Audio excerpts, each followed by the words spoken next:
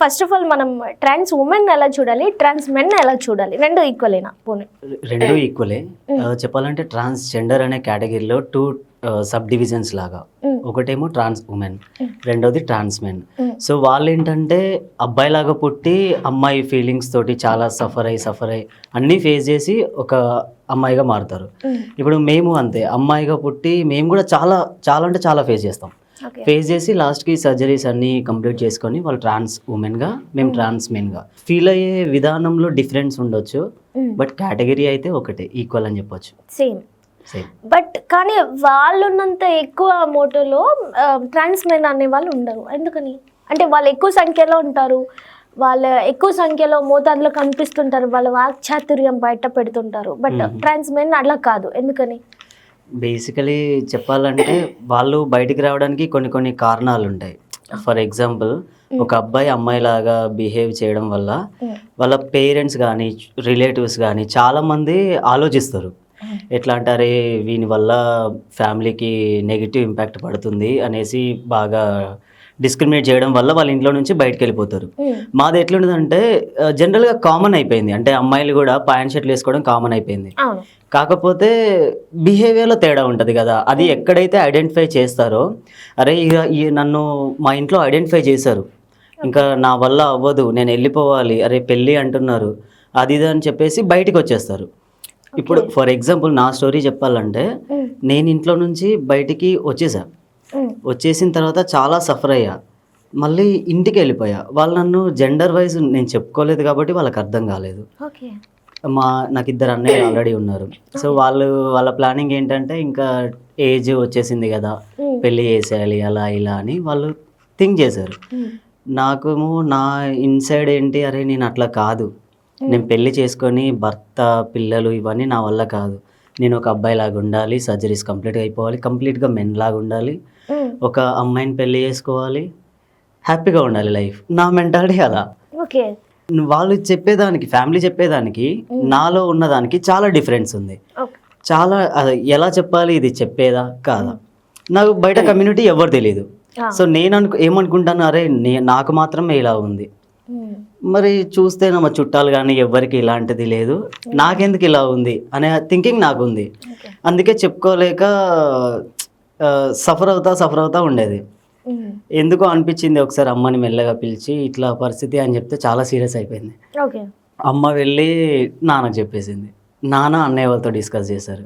ఆ టైంలో కొంచెం భయం వేసి ఇంట్లో నుంచి బయటకు వచ్చేసాం. మళ్ళీ అంటే వాళ్ళు ఏమనలేదా? ఏమనలేదు అసలు ఒక్క మాట కూడా మాట్లాడలేదు. ఏమనలేదు. అంటే నేను బాక్సింగ్ ప్లేయర్ కదా, నేను జనరల్గా కటింగ్ ఉండేది, ప్యాంట్ షర్ట్ ఉండేది. నేను చెప్పిన తర్వాత వాళ్ళు చుట్టుపక్కల అట్లా ఇట్లా కనుక్కొని ఇట్లా కూడా ఉంటారా, అయితే కొంతమంది ఊర్లో సలహాలు ఎట్లుంటే, అంత ఉట్టిగానే మాట్లాడతాళ్ళు, అంత అట్లా ప్యాంట్ షర్ట్లు వేసుకుంటే మొగోడు అయిపోతాడా, ఆడపిల్ల ఎప్పటికైనా ఆడపిల్లనే, ఏం లేదు సప్పుడేక బలవంతంగా పెళ్లి చేసేయండి, ఆ అమ్మాయి సర్దుకపోతుంది, అట్లా ఇట్లా అని మాట్లాడేవాళ్ళు. కానీ మా పేరెంట్స్ నాకు ఇచ్చిన వాల్యూ చాలా గొప్పది. అన్నయ్య వాళ్ళు కూడా నన్ను అర్థం చేసుకున్నారు, హాస్పిటల్ చుట్టూ తిప్పారు. అరే ఇంతమంది నెగిటివ్నే చెప్తున్నారు కదా, సరే హాస్పిటల్కి తీసుకుపోయి చూపిద్దాం అనేసి అన్ని హాస్పిటల్, హార్మోనల్కి సంబంధించిన థెరపీస్ దీనికి అన్ని తీసుకుపోయారు. వాళ్ళకి అర్థమైంది, సైకాట్రిస్ట్ దగ్గర వాళ్ళకి నేను చెప్పే మాటలను బట్టి అర్థమైపోయింది. సో ఇప్పుడు నీకు ఇద్దరు కొడుకులు కదా అయ్యా, ఇంకో కొడుకు కూడా వచ్చాడు అనుకో, ఆడపిల్ల లేదనుకో, ఇంకా తను అబ్బాయిలాగా అయితేనే హ్యాపీగా ఉంటుంది, అట్లా ఇట్లా అని మాట్లాడారు. వెంటనే అమ్మ వాళ్ళు ఏమనుకున్నారో అదే రోజు నన్ను 100% యాక్సెప్ట్ చేశారు. సర్జరీస్ అయినా ఏదైనా మేము తోడుంటాం, కాకపోతే డబ్బులు పెట్టలేని ఫినాన్షియల్ కండిషన్ బాగాలేదు మాది, డబ్బులు పెట్టలేని పరిస్థితి, కానీ నేను దేనికంటే దానికి సపోర్ట్ ఉంటా అని చెప్పారు. అన్నయ్య వాళ్ళకి ఎంత ఈక్వాలిటీ ఉందో నీకు అంతే, నువ్వు జెండర్ మారిన అట్లా ఇట్లా మాకేం లేదు అని చాలా క్లియర్గా చెప్పారు. నా సైడ్ క్లియర్ ఉంది, కానీ అందరు పేరెంట్స్ అలా ఒప్పుకోరు. మా దాంట్లో మీ పేరెంట్స్ ఎడ్యుకేటెడేనా? లేదు, అన్ఎడ్యుకేటెడ్. సూపర్. అయితే అన్ఎడ్యుకేటెడ్. ఈవెన్ ఇప్పుడు మా రిలేటివ్స్ అందరికీ నేను ఒక చాలా ఫేమస్ పర్సన్ లాగా, అందరూ కూడా నన్ను, మా వదిన వాళ్ళు కూడా మా అన్నయ్య వాళ్ళని ఎలా ట్రీట్ చేస్తారో అలాగే ట్రీట్ చేస్తారు. ఒక్కరు కూడా నన్ను అమ్మాయి అని ఇంతవరకు నేను చెప్పినప్పటి నుంచి నా డెడ్ నేమ్ తోటి పిలిచిన వాళ్ళు ఎవ్వరూ లేరు. ఏంటి బిట్టు, ఏంటి యశ్వంత్ బాగున్నావా, అట్లా ఇట్లానే అడుగుతారు అందరికి. మా ఊర్లో ఎటన్నా పోతే బిడ్డ బాగున్నావా, అట్లా ఇట్లానే ఒక అబ్బాయి లాగానే ట్రీట్ చేస్తారు. నాకైతే ఏదో దేవుని దయ వల్ల యాక్సెప్టబుల్ మేబీ.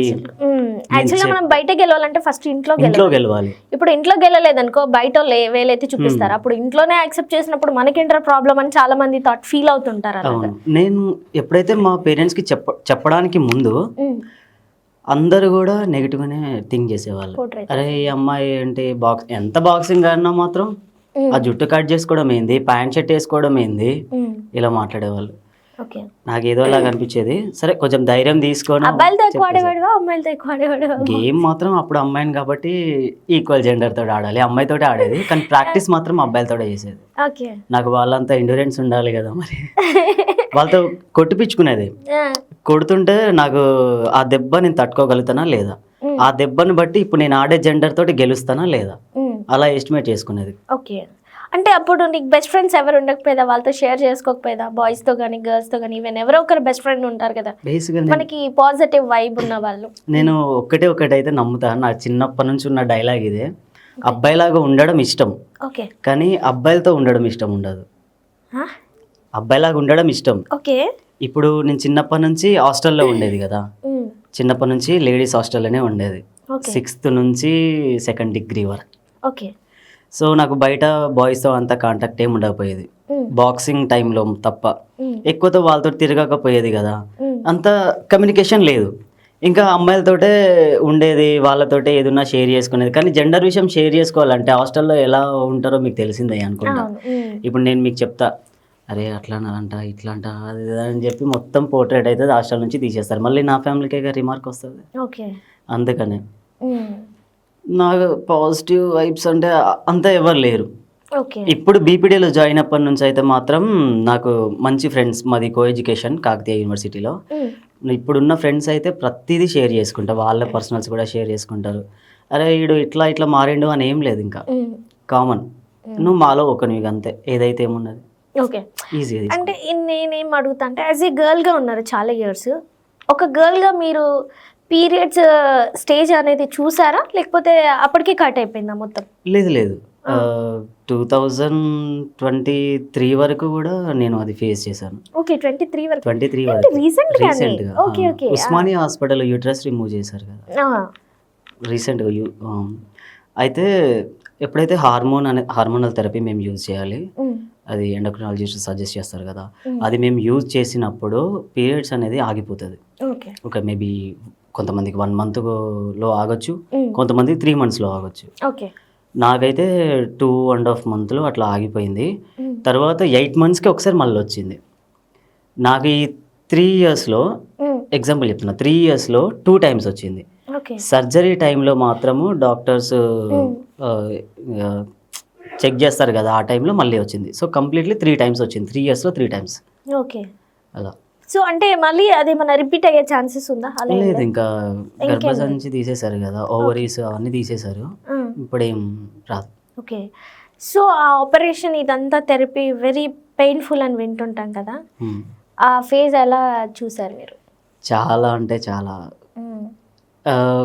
మనసులో ఒకటి అనిపిస్తుంది, ఎట్లా అంటే సర్జరీ తర్వాత ఇట్లా నన్ను నేను అబ్బాయిలాగా చూసుకున్న తర్వాత చనిపోయినా పర్లేదు అనిపిస్తుంది.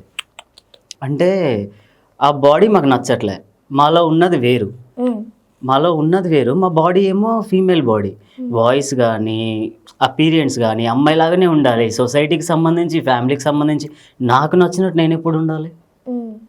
మేము ఎవరితోటి షేర్ చేసుకోలేక మిర్రర్ ముందుకు వెళ్ళి ఏంటి నా పరిస్థితి అని.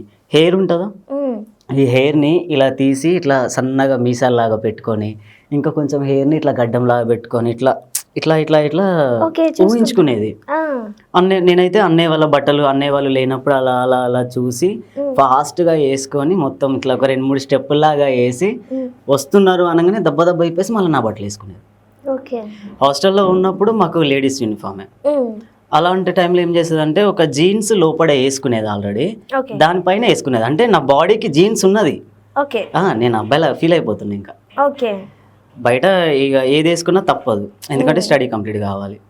ఇంటి దగ్గర గవర్నమెంట్ స్కూల్లో చదివి అంతా అక్కడ లేదు, అక్కడ ఆల్మోస్ట్ అందరూ అటు వెళ్ళిపోతున్నారు, స్టడీ ఆపేయడాలు. ఊర్లలో ఎలా ఉంటుంది. ఇంకా నాకేమో బాక్సింగ్ చేయాలి, ఒక పొజిషన్కి రావాలి అంటే ఖచ్చితంగా స్టడీ ఉండాలి, స్టడీ స్పోర్ట్స్ బ్యాలెన్స్డ్ అయితేనే నా ఫ్యూచర్ బాగుంటుంది అనేసి. ఇంకా నేనైతే అన్నీ చెప్పుకోగలుగుతా మా పేరెంట్స్కైనా రిలేటివ్స్కైనా. ఇప్పుడు బాక్సింగ్ కంటిన్యూ చేస్తున్నారా? ఎందుకని? ఇప్పుడు నేను ఆడాలి అని అంటే అబ్బాయిలతో ఆడాలి. ఇప్పుడు నేను బాడీ అంతా సర్జరీస్ అయి ఉంటాయి కదమ్మా, ఓకే. ఆ సర్జరీస్కి అంత ఎండోరెన్స్ కూడా ఉండదు వాళ్ళతో ఆడడానికి, బాయ్స్తో. ఓకే. అంటే అంత పవర్ ఉండదు. ఇప్పుడు నేను ఎంత పోట్లాడినా అంత పవర్ ఉండదు. పోనీ నేను లేడీస్తో ఆడదాము అని అంటే వాళ్ళ జెండర్ నా జెండర్ మళ్ళీ డిఫరెన్స్ వస్తుంది. సో అందుకనే ఆపేసా. సో సర్జరీస్ అంటే ఆబ్వియస్లీ పెయిన్ఫుల్గా ఉంటుంది. ఎట్లా అంటే ఆ టైంలో మీ ఫ్యామిలీ సపోర్ట్ చేశారా? కేర్ చేయడం అదంతా హాస్పిటల్లో వాళ్ళే చూసుకున్నారా, లేదంటే మీరు ఇండివిజువల్గా మీ ఫ్రెండ్స్ అలా ఉన్నారా? లేదు, అమ్మ వచ్చింది చూసుకుంది. అదే చెప్పాను కదా, నేను అన్నీ చెప్పేస్తాను. అమ్మ మరి ఇట్లా హాస్పిటల్లో సర్జరీ ఉందిరా, మరి ఏంటి పరిస్థితి అని అడిగితే సరేరా పోదాం, ఏం మాట్లాడలే, ఎప్పుడు ఏంటి అంతే. వచ్చింది చూసుకుంది అంతా ఓకే. అయితే సర్జరీ అనేది ఒక్కొక్కసారి చనిపోవచ్చు కూడా. ట్రాన్స్ ఉమెన్స్ చాలామంది సర్జరీస్ కొంతమందికి ఫెయిల్ అయిపోయి చనిపోవడాలు.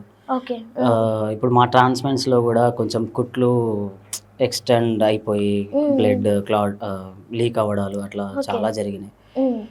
నాకు యూటరస్ రిమూవ్ చేసినాక 10 days తర్వాత క్రాస్ చెకింగ్కి రమ్మన్నారు. వెళ్ళిన తర్వాత అక్కడ హాస్పిటల్ నుంచి జస్ట్ ఒక 5 minutes వాక్ చేశాను అంతే.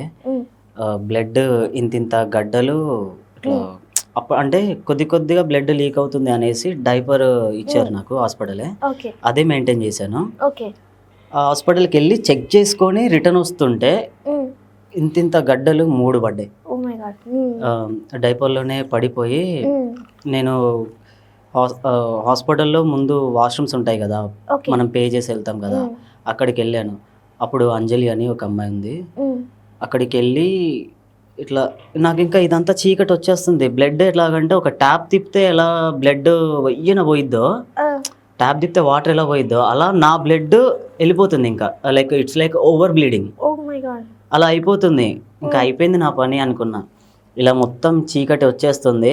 ఆ పిల్లని ఇట్లా షివరింగ్ అయిపోతుంది, ఇట్లా పట్టుకొని ఇట్లా అమ్మ జాగ్రత్త అట్లా ఇట్లా అని చెప్పి అలా పడిపోయా. నాకేం గుర్తుకులేదు, ఇంకా పడిపోయింది ఒక్కటే. దాని తర్వాత ఆమె ఎంతసేపు పిలిచిందో ఇంకా చనిపోయానని అనుకొని ఏడ్చేసి లాస్ట్కు యశ్వంత్ అని గట్టిగా పిలిచేసరికి అప్పుడు నాకు ఇట్లా కదలికి వచ్చింది. ఆ రోజు ఎంత బాధపడ్డా అంటే కనీసం ఒంటి మీద చెప్పొచ్చో చెప్పకూడదో తెలీదు, లోపల కూడా ఏం లేకుండా చనిపోతున్నా ఇంత దరిద్రమైన చావు వచ్చిందా అనుకున్నా నేను. ఈ చీకటి కమ్ముతుంటే నాకు ఆలోచనలు అవే, ఇంకా కనీసం పాయింట్ కూడా లేదు నా ఒంటి మీద, అలాంటి సిచ్యువేషన్లో చనిపోతున్నా అనేసి. సర్జరీస్ అంటే ఈజీ కాదు, కానీ వన్స్ ఆ సర్జరీ ఏదైతే క్రిటికల్ ఉందో దాన్ని దాటేసినామంటే బాగుంటుంది లైఫ్.